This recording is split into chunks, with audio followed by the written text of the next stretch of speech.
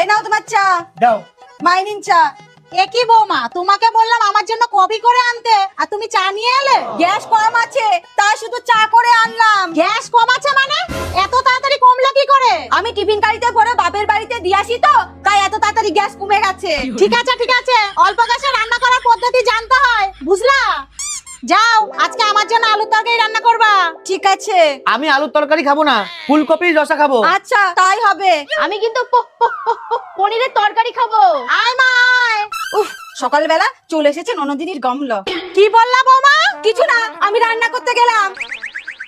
বৌদি, আমার রান্নাটা যেন ভালো হয়।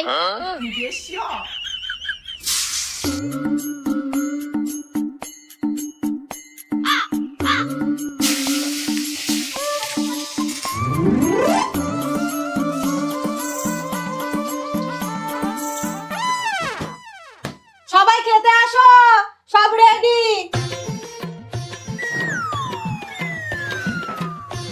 আমার ফুলকপির রসাটা দাও। দিচ্ছি গো দিচ্ছি।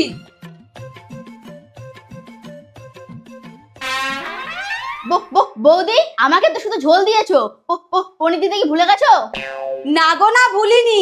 তুমি আমার একমাত্র ননদিনী, তোমাকে শুধু শুধু ঝোল দিয়ে খেতে দিতে পারি? এই নাও তোমার পনির। আর তুমি জানো কি বলেছিলে?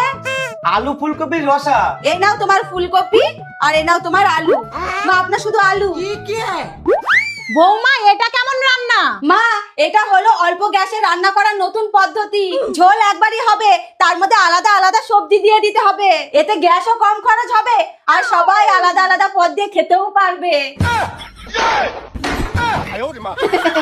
মা